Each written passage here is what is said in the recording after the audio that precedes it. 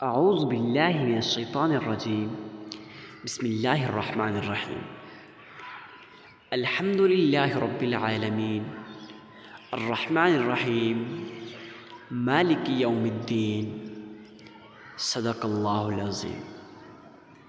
میں گواہی دیتا ہوں کہ اللہ ایک ہے اور وہی عبادت کے لائق ہے اور وہی تمام مخلوق کا پالنے والا خالق اور رازق بھی ہے، اور میں گواہی دیتا ہوں کہ محمد صلی اللہ علیہ وسلم اللہ رب العزت کے بندے اور آخری رسول ہیں اور خاتم النبیین بھی ہیں۔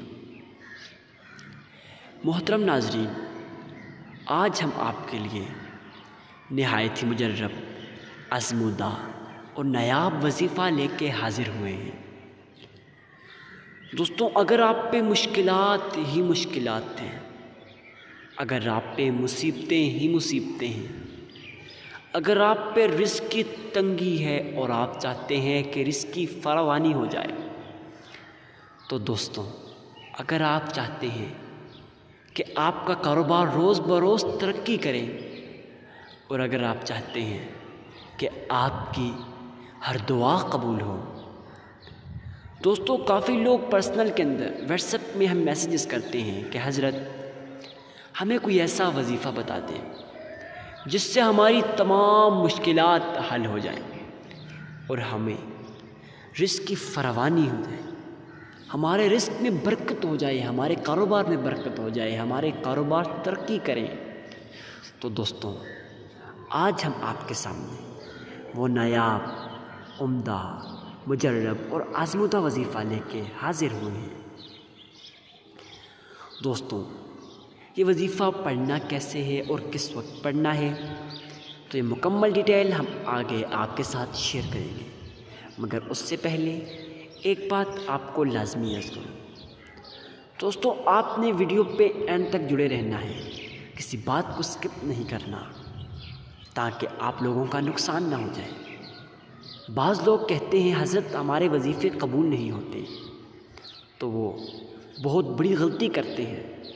وہ ویڈیو کو آگے کر کے دیکھ لیتے ہیں وظیفہ کیا ہے، پھر وہ وظیفہ کرتے ہیں۔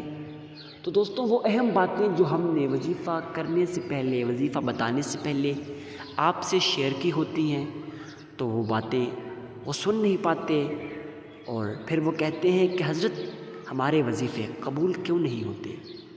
تو دوستوں، اس وظیفے کی ہر بات اہم ہے اور اس ویڈیو میں ہم آپ سے ہر بات شیئر کریں گے جس سے آپ کا وظیفہ اللہ کے ہاں قبول ہو اور آپ کی تمام مشکلات حل ہو جائیں۔ تو دوستوں، شروع کرتے ہیں آج کے اس نایاب، مجرب اور آزمودہ وظیفہ کو۔ دوستوں، آپ نے سب سے پہلے اللہ کے حضور صدقہ دینا ہے۔ اب صدقہ دینا کتنا ہے اور کس کو دینا ہے؟ تو دوستوں، آپ نے صدقہ غریب، مسکین، عاجز، فقیر اور لاچار کو دینا ہے، کیونکہ وہ آپ کے صدقے کا محتاج ہوتا ہے، کیونکہ وہ آپ کے مال کا محتاج ہوتا ہے۔ ہاں، ایک بات آپ کو لازمی عرض کروں دوستوں، آپ جب کسی مسلمان بھائی کی، کسی مظلوم کی، کسی مسافر کی اور کسی لاچار کی مدد کرتے ہیں، تو دوستوں، جب آپ اس کے ساتھ مدد کرتے ہیں، کچھ مال دے دیتے ہیں، تو دوستوں وہ نہایت ہی خوش ہوتا ہے۔ اور ایک بات لازمی عرض کروں کہ مظلوم کی آہ اور مظلوم کے دل سے نکلنے والی دعا وہ سیدھا اللہ کے عرش پہ جاتی ہے، اور میرا رب مظلوم کی آہ کو اور مظلوم کی دعا کو لازمی قبول کرتا ہے۔ 100% گارنٹی کے ساتھ وہ دعا لازمی قبول ہوتی ہے۔ اور ایک وہ دعا جو آپ جب مشکلات کے اندر پھنسے ہوتے ہیں، آپ کے اپنے آپ کا ساتھ چھوڑ دیتے ہیں اور آپ تنے تنہا رہ جاتے ہیں، تو دوستوں، آپ جب اس وقت اپنے رب کو یاد کرتے ہیں، اپنے مالک حقیقی کو یاد کرتے ہیں، اپنے پروردگار کو یاد کرتے ہیں اور اپنے مولا کو یاد کرتے ہیں، اور آپ جو بھی دعا مانگتے ہیں وہ دعا لازمی قبول ہوتی ہے۔ تو دوستوں آپ نے صدقہ غریب، مسکین، عاجز اور فقیر، لاچار کو دینا ہے۔ اور اب بات آتی ہے کہ صدقہ دینا کتنا ہے۔ تو دوستوں آپ نے اپنی استطاعت کے مطابق صدقہ دینا ہے۔ اگر آپ کی استطاعت ہزاروں روپے کی ہے، لاکھوں روپے کی ہے تو آپ دے سکتے ہیں، مگر اگر آپ کی استطاعت 1 روپے اور 1 آنے کی بھی ہے تو دوستوں آپ نے وہ بھی اللہ کی راہ میں خرچ کرنا ہے۔